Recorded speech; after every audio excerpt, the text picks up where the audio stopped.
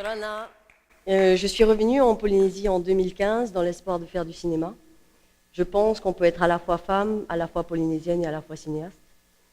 Je crois surtout qu'il y a des histoires polynésiennes qui méritent d'être racontées et il y a des histoires qui ont pour héroïne principale des femmes. En 2008, j'avais réalisé un court-métrage de fiction qui s'appelait Earioi Vahine.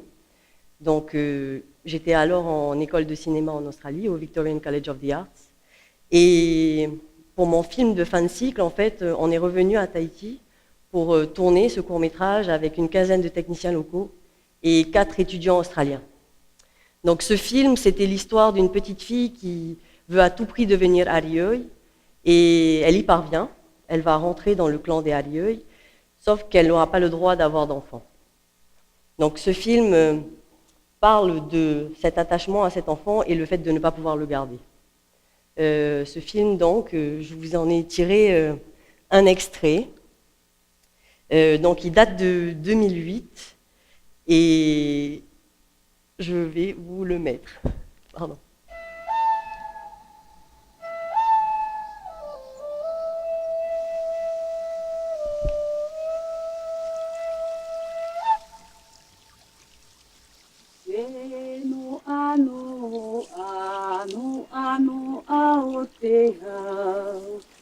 E tawai ai te puroto. Oro i te amo e.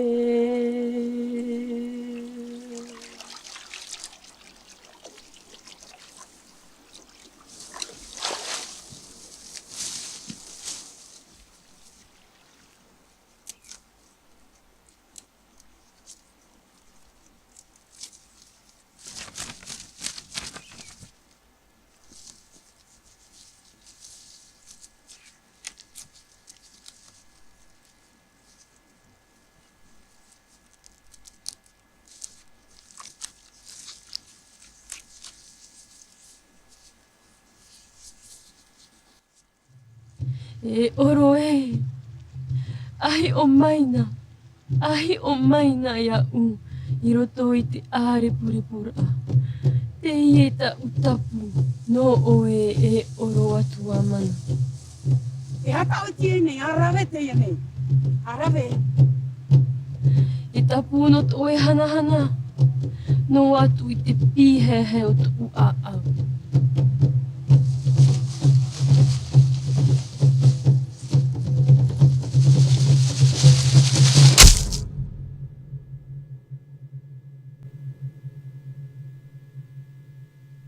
E ore mātou te mau ariau, e whār onoa e i te maru o te maureo iti.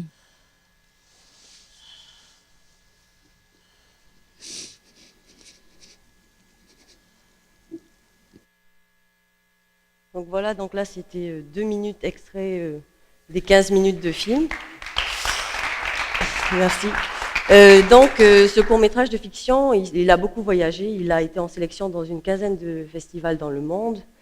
Il est allé à Palm Springs, il est allé à Montréal, il est allé à Biarritz, il est allé en Afrique du Sud, il est allé en Nouvelle-Zélande, dans pas mal de dom-toms, et il a été primé en Irlande et en Australie. Donc, en fait, ce film, il a beaucoup plus voyagé que moi. Et donc, ce film que j'avais fait en 2008, je suis en train de le développer en long métrage de fiction, donc pour l'année prochaine, en 2018. Donc, ce sera 10 ans après le court métrage. L'histoire, dans la version longue de Earioi Vahine, c'est l'entremêlement de 2 histoires de femmes, l'une dans le passé, dans une société polynésienne pré-contact, donc cette fameuse Arioi que vous avez vue, et l'autre dans une société moderne, à la pointe de la technologie. Ce qui m'intéresse en fait dans ce film, c'est de comprendre l'évolution de la place de la femme dans le monde et voir si les choses ont réellement évolué ou si elles stagnent. Et aussi, ce qui m'intéresse dans ce sujet, c'est de comprendre la relation que l'on peut avoir avec la maternité en tant que femme. Je voulais aussi rappeler que les Arioi ont vraiment existé. C'était des artistes itinérants qui allaient d'île en île, qui vénéraient le dieu Oro. Et en fait, ils dédiaient toute leur vie à l'art. Ils faisaient que ça. Donc le film, la version longue de Yario Iwahine, j'aimerais que ce soit un mélange des genres. Donc il y a deux histoires en parallèle et les deux histoires en fait se font écho. J'aime beaucoup mélanger les genres dans les films que je fais. J'essaye toujours dans les réalisations que je fais, j'essaye d'allier tradition et modernité, enracinement et ouverture sur le monde, parce que je pense que c'est ce mélange-là qui va faire partie de notre évolution en fait. Je crois profondément qu'on a besoin de s'appuyer sur nos racines pour se tourner vers l'avenir et pour appréhender au mieux le monde qui s'offre à nous. Il y a un proverbe hawaïen qui m'a beaucoup touchée et qui dit Ikawa mamua, Ikawa marope, ce qui signifie en fait que ton avenir réside dans ton passé. En fait, ce que cette phrase sous-entend, c'est que ton passé peut être riche de connaissances, de savoir-faire et de sagesse, et que si tu te laisses guider par ton passé, il va t'amener vers des perspectives et des actions pour le futur qui seront bonnes. Ce contraste entre racines et feuilles, ou enracinement et ouverture sur le monde, ça a été un tiraillement qui a toujours été en moi, je pense, depuis toute petite. Je pense que c'est peut-être du fait de notre insularité, le fait que ce soit si petit ici, qu'on a toujours envie de regarder ce qui se passe à l'extérieur. Et donc moi, j'ai toujours été tiraillée entre l'extérieur et l'ici, l'ailleurs et l'ici. Et il y a un proverbe mélanésien qui m'a suivi pendant quelques années et que j'aime beaucoup, donc je vais vous le lire. Tout homme est tiraillé entre deux besoins, le besoin de la pirogue, c'est-à-dire du voyage, de l'arrachement à soi-même, et le besoin de l'arbre, c'est-à-dire de l'enracinement, de l'identité. Et les hommes errent constamment entre ces deux besoins, en cédant tantôt à l'un, tantôt à l'autre, jusqu'au jour où ils comprennent que c'est avec l'arbre qu'on fabrique la pirogue. Donc ce tiraillement, je l'ai subi, on va dire, et je suis partie à l'étranger, et ensuite, j'ai compris en fait ce mythe. Du coup, je me suis dit, bon, j'ai vu l'étranger, j'ai vu comment c'était, je vais prendre le meilleur de là-bas, je vais rentrer chez moi, je vais retrouver mes racines, et du coup, ça a donné les productions audiovisuelles que je réalise maintenant. Donc, je suis revenue en Polynésie, il s'était écoulé une dizaine d'années, hein, et en revenant ici, je me suis aperçue que l'audiovisuel s'était bien développé. Ça a été une belle surprise. C'est toujours bien de voir qu'il y a pas mal de productions étrangères qui viennent tourner ici, qu'il y a pas mal de productions locales aussi qui se font ici.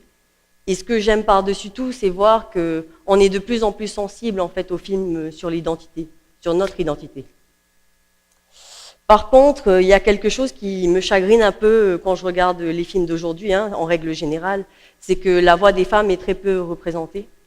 Je ne sais pas si vous vous en apercevez en allant au cinéma, sur Internet ou à la télévision, il y a très peu de films qui sont réalisés par des femmes. Je me souviens que quand j'étais encore en école de cinéma, donc je faisais une licence de réalisation, donc c'était un cursus de 3 ans, on n'était que 2 filles dans ma classe. 2 sur 14. Bon, c'était des classes réduites. Hein. Mais si on prend ce ratio-là, ça fait moins de 15% de femmes, quoi, en gros, qui vont devenir réalisatrices. Je regardais les autres promotions hein, à l'école où j'étais, il y avait les premières années, les deuxièmes années, les troisièmes années, et c'était le même ratio à chaque fois. Très très peu de femmes dans ce milieu. Et donc, je crois vraiment que ce domaine est un domaine très masculin, en fait. Ensuite, après mes études en Australie, je suis partie à Paris pour exercer mon métier. Ça a été très difficile à Paris, ça a été très difficile en France de réaliser, en fait, de passer à la réalisation, parce que c'est un milieu très fermé, surtout dans le milieu du cinéma. Et là, je me suis aperçue, en fait, au fil des rencontres, et puis aussi en lisant les statistiques, qu'il n'y avait qu'un film sur 5 en France qui est réalisé par une femme. Donc que 20% des films qui sont réalisés par des femmes en France. La France, il faut savoir que c'est parmi les 10 plus grands producteurs de films et exportateurs de films au monde. Donc, je me suis demandé, est-ce que ça veut dire que ce milieu, en fait, ne suscite pas du tout l'intérêt des femmes? Est-ce que les femmes n'ont pas de vocation pour ces métiers-là, surtout les métiers techniques dans l'audiovisuel? Et Et il y avait un autre constat encore plus affligeant, c'est qu'à Paris, en France, quand on est une femme et qu'on est réalisatrice, on est payé 40% moins qu'un homme. À diplômes égaux, à compétences égales, on est toujours payé presque moitié moins. Du coup, le CNC, donc le Centre national du cinéma, a sorti un rapport en 2015 qui faisait l'état des lieux un peu des productions qu'ils avaient aidées en France. Et donc en France, en 2015, il y a eu 300 films à peu près qui ont été aidés par le CNC. Donc. Sur ces 300 films, il y a 65 films qui ont été réalisés par des femmes, 232 par des hommes, et juste 5 productions qui étaient des co-réalisations mixtes, quoi, entre un homme et une femme. Ensuite, après la France, je me suis dit, je me demande si aux États-Unis c'est pareil. Parce que quand on sait que les États-Unis, c'est la Mecque du cinéma, et que c'est quand même eux qui régissent le monde de l'audiovisuel et du cinéma avec toutes les influences américaines qu'on reçoit à la télé ou au cinéma, eh bien, aux États-Unis, c'est encore pire. Aux États-Unis, il y a seulement 7% de femmes qui réalisent. Et en film et en télévision, il y a seulement 17% qui sont des femmes dans les équipes techniques. Donc 17% de techniciennes. Du coup, ça soulève pas mal de questions, je trouve, de regarder ça, parce que les États-Unis n'est pas le plus gros producteur de films au monde. Hein. Ils ont été détrônés depuis très très longtemps par l'Inde, et maintenant ils viennent d'être détrônés par le Nigeria et la Chine. Mais les États-Unis, quand même, continuent à abreuver les médias, tous les moyens de communication avec leurs films. Donc, je me suis dit, donc, il n'y a pas de vocation chez les femmes, s'il y a aussi peu de femmes qui l'étudient, qui veulent faire de la réalisation, et il y a aussi peu de techniciennes femmes. Et en fait, de retour en France, je me suis aperçue qu'on avait des stagiaires, hein, on recevait pas mal de stagiaires dans les sociétés de prod dans lesquelles j'ai travaillé, et elles me disaient qu'en fait, à l'école, il y avait autant de femmes que d'hommes en réalisation, en France, en 2017. Sauf que, si on regarde les chiffres du CNC, ben, il n'y en a que 20% qui vont faire des films. Non seulement les films ne sont pas faits par des femmes, mais en plus les films donnent une mauvaise représentation de la femme. Enfin, c'est mon avis, mais c'est ce que j'observe habituellement quand je regarde un film. Il y a très peu de place qui est laissée à la femme dans les films, elles ont souvent un second rôle, elles ont souvent des rôles secondaires, et le cinéma persiste à nous donner une image biaisée de la femme entre la femme objet, la femme fatale, la femme écervelée, la blonde de service, quoi.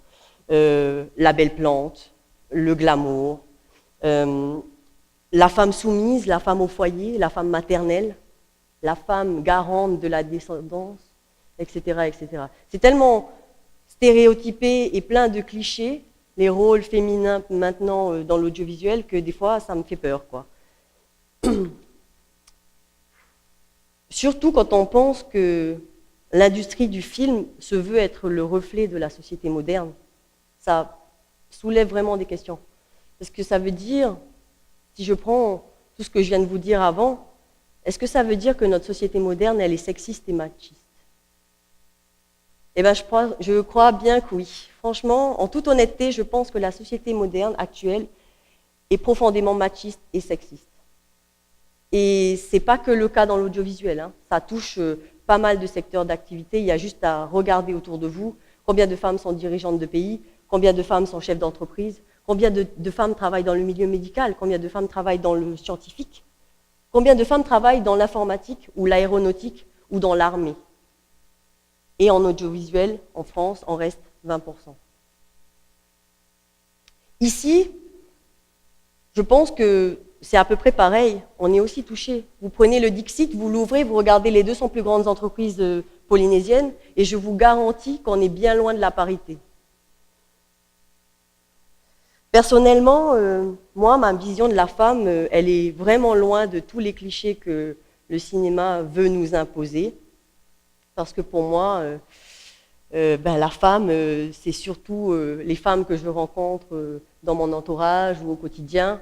Je trouve que c'est des femmes fortes, des femmes attachantes, des femmes qui ont des faiblesses, qui ont des problèmes, oui. Des femmes névrosées, il y en a, des maniaques, il y en a.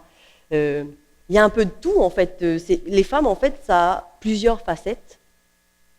Et on ne devrait pas rester catalogué dans de la soumission ou autre. Je pense que la femme d'aujourd'hui, elle est indépendante, elle est libérée, et surtout, elle est endurante.